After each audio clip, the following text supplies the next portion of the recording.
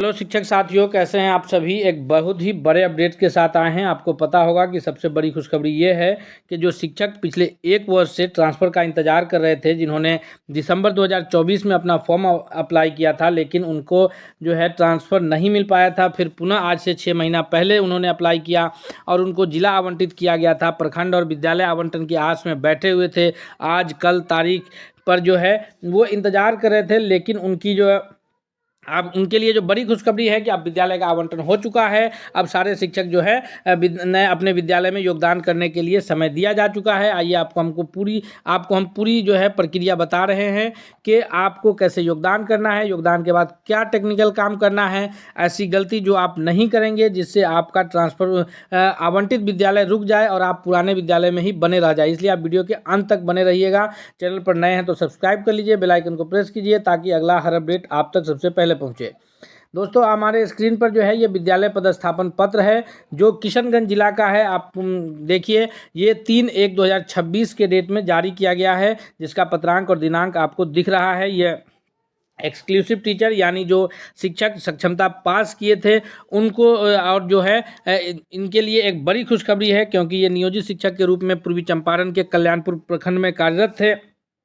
अब इन्हें मौका मिला है कि वो किशनगंज के ठाकुरगंज प्रखंड में पदस्थापित होंगे। जी हाँ दोस्तों, आपको पता होगा कि नियोजित शिक्षक का ट्रांसफ़र या तो अपने पंचायत या फिर अपने प्रखंड में ही हुआ करता था, लेकिन यह पहला मौका है कि जब वो अब एक्सक्लूसिव टीचर बन गए हैं, विशिष्ट शिक्षक बन गए हैं, तो फिर अब उनको जो है ट्रांसफ़र होकर वो अपने जिला जा रहे हैं। ये उनके लिए बहुत बड़ी खुशखबरी की बात है। ये जो है डाउनलोड किया गया है इस शिक्षा कोष से। इनको योगदान आपको ये पूरा डिटेल्स है, पहले वो वर्तमान में कहाँ पदस्थापन है, उनको नौ पदस्थापन कहाँ मिला है, आगे जो इसमें जो है नौ पदस्थापन के लिए योगदान की जो तिथि है वो भी निश्चित कर दिया गया है कि आपको 16 जनवरी 2026 तक जो आपका नया विद्यालय है उसमें हर हाल में योगदान कर लेना है। अन्यथा यह माना जाएगा कि आप नए विद्यालय में योगदान करना नहीं चाह रहे हैं और फिर आपको पुराने विद्यालय में ही पदस्थापित रहने दिया जाएगा। तो ये सभी शिक्षक से ये है कि आप जब विद्यालय से जाएँ तो ये ध्यान रखें कि आप विद्यालय से 2-3 चीज़ लेकर के जाएं। एक तो सबसे बड़ी बात यह है कि आप जनवरी के शुरू में जो है ये पदस्थापन हो रहा है, तो अभी आप शायद ही कोई शिक्षक ऐसे होंगे जो 1-2-3 तारीख के बीच में सीएल उपभोग किए होंगे।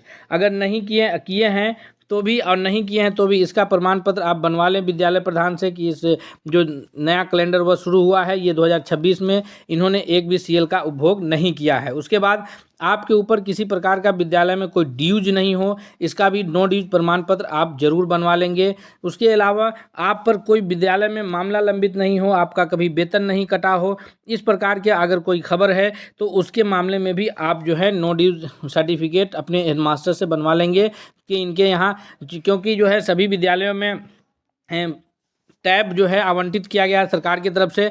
तो बहुत सारे शिक्षक होंगे जो प्रधान शिक्षक के साथ साथ टैब के लिए नोडल टीचर बने होंगे, तो उनको टैब जो है रिटर्न करके जाना होगा। तो वैसे सिचुएशन में जब आप टैब रिटर्न कर देंगे तो आप अपने प्रधान शिक्षक से जो है आप बनवा लेंगे कि आपके ऊपर कोई स्कूल का ना बकाया है, ना आपके ऊपर कोई मामला लंबित है। जी, क्योंकि आपको योगदान करने के पश्चात फिर आपको इस ज़िले में आना पड़े, इसके लिए आप ये सारे डॉक्यूमेंट आप रेडी करके तब विरमण पत्र लेकर के विद्यालय से जाएं और नए विद्यालय में आप योगदान करें।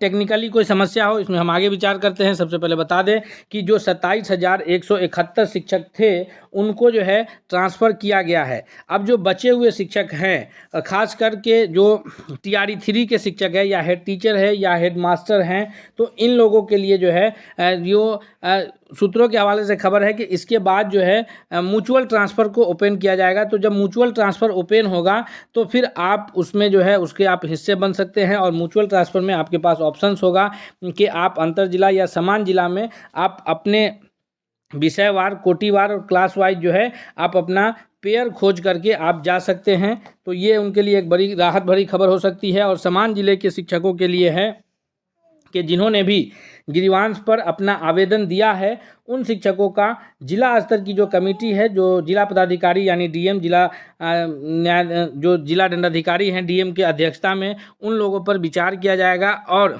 रिक्ति को देखते हुए, क्योंकि ये लोग जब नए विद्यालय में पदस्थापित हो जाएंगे उसके पश्चात जो रिक्ति वहाँ बचेगी उसको ध्यान में रखते हुए फिर उन शिक्षकों का जो है आवेदन के आधार पर विचार करते हुए उन शिक्षकों के ट्रांसफ़र पर विचार किया जाएगा। तो इससे निराश नहीं होना है शिक्षक शिक्षकों को जिनका ट्रांसफ़र हुआ है उनके लिए तो बड़ी खुशखबरी है, लेकिन जो समान जिला के शिक्षक है 6 से 12 तक के, उनके लिए भी ये राहत भरी खबर है कि इसके बाद जो है उन पर जिला अधिकारी के अध्यक्षता में कार्य होना है। तो उन शिक्षकों को भी देर आए दुरुस्त है, यानी थोड़ा सा समय लगेगा, इंतज़ार आपको थोड़ा और करना है, थोड़ा सा इंतज़ार के पश्चात आप पर भी काम किया जाएगा। अब हम लोग बात करेंगे कि जो टेक्निकली काम है वो अब आपको इसके आगे कैसे करना है ताकि आपका जो ट्रांसफ़र हुआ है वो सही से आप नए विद्यालय में पदस्थापित हो जाएं।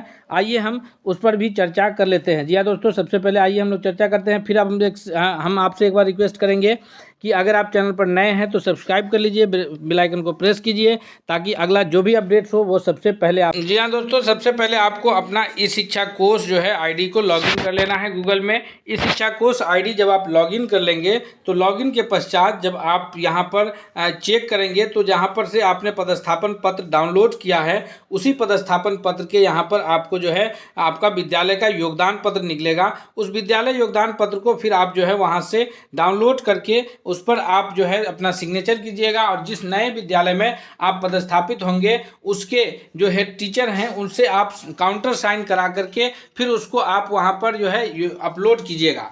क्योंकि जब आप नए विद्यालय में जब तक आप यस योगदान के लिए यस नहीं कीजिएगा, उसको डाउनलोड करके उसको काउंटर साइन के साथ अपलोड नहीं कीजिएगा, तब तक ये माना जाएगा कि आप विद्यालय में पदस्थापित होना नहीं चाह रहे हैं। तो इस काम में थोड़ी वहाँ पर दो ऑप्शंस होगा। एक ऑप्शन होगा कि आपके पास जो यस करने का, दूसरा नो करने का। तो वो ध्यान से आपको करना है। अगर आपको वहाँ पर नो कर देते हैं तो आपका ट्रांसफ़र होने के पश्चात भी वो कैंसिल हो जाएगा और आप फिर नए विद्यालय में योगदान नहीं कर पाएंगे और आप पुराने विद्यालय में ही बने रह जाएंगे। तो इस प्रक्रिया में आप थोड़ी सी सतर्कता रखिएगा। हमने आपको पीछे बताया है कि आपको जो कागज़ है लेकर के जाना है वो आप रेडी रख लीजिएगा। साथ ही साथ आप जो है एलपीसी इन आउट के लिए भी फॉर्म आप भर करके जा सकते हैं, क्योंकि एलपीसी आउट जब तक आपका एक खुशखबरी ये भी है कि अधिकांश जिला में जो है शिक्षकों का वेतन दिसंबर माह का पेमेंट हो चुका है। आप जब एलपीसी आउट करा लेंगे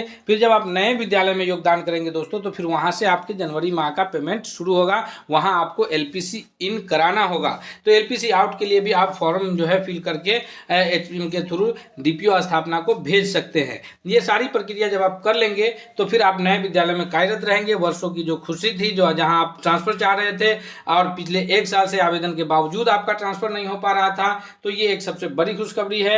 और उन लोगों के लिए एक बड़ी खबर है कि जिन लोगों ने ट्रांसफर के आस में हैं और समान जिला के जो 6 से 12 के शिक्षक हैं तो उन पर भी जो है जिला अधिकारी की अध्यक्षता में जो विचार होना है उसके विचार के पश्चात उन लोगों का भी ट्रांसफ़र जरूर किया जाएगा। और अगर म्यूचुअल ट्रांसफ़र की जहां तक बात है तो म्यूचुअल ट्रांसफ़र ओपन होने से जो हेड टीचर हैं या फिर TRE 3 के जो शिक्षक हैं उन सभी को भी बहुत जल्द लाभ मिलेगा। तो ये सभी जो होने की उम्मीद है ये 16 जनवरी के बाद, क्योंकि 16 जनवरी तक इन लोगों की प्रक्रिया चलेगी। इनके प्रक्रिया के पश्चात जो है आप जनवरी माह के पश्चात आप लोगों के भी ट्रांसफ़र पर कार्य किया जाएगा।